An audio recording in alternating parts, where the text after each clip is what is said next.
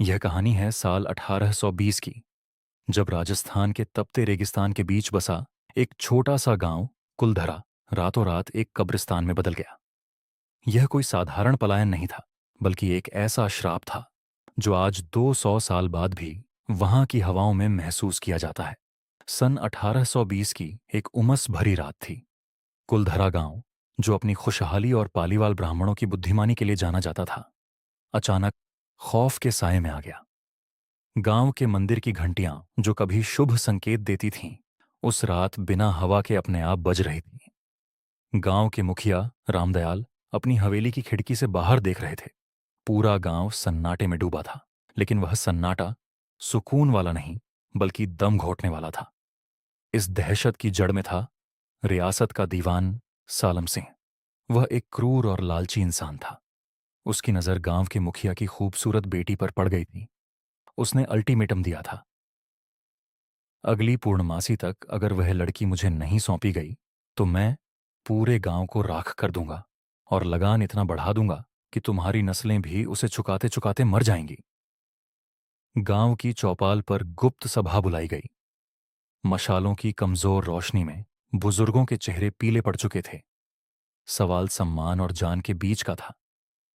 1820 की उस काली रात को 84 गांवों के पालीवाल ब्राह्मणों ने एक ऐसा फैसला लिया जो इतिहास में कभी नहीं सुना गया था। अपनी बेटी नहीं देंगे और न ही इस जुल्म को सहेंगे।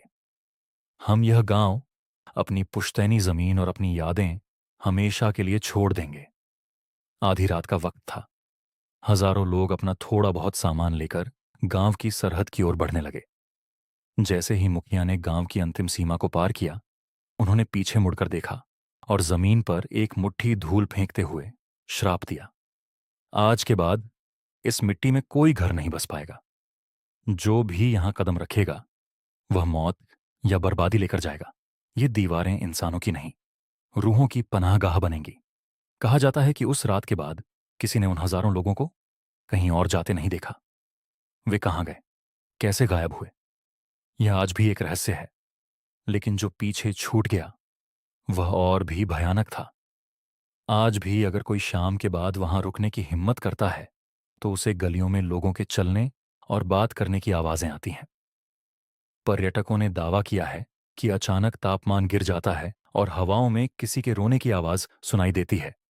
कई शोधकर्ताओं ने पाया है कि बंद कमरों के शीशों पर छोटे बच्चों के हाथों के ताजा निशान मिलते हैं, जबकि वहां कोई मौजूद नहीं होता।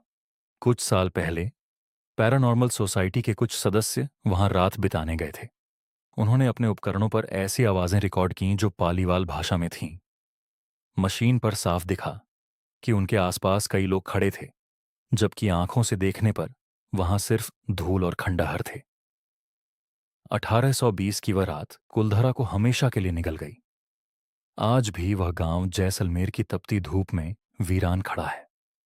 लोग कहते हैं कि सालम सिंह तो मर गया, लेकिन वह श्राप आज भी जिंदा है। वहां की खंडहर हो चुकी दीवारें चीख चीख कर कहती हैं कि कुछ चीजें कभी खत्म नहीं होती, वे बस अमर हो जाती हैं, खौफ बनकर। सावधान, अगर आप कभी वहां जाएं तो सूरज ढलने से पहले लौट आएं, क्योंकि कुलधरा के असली निवासी रात में जागते हैं।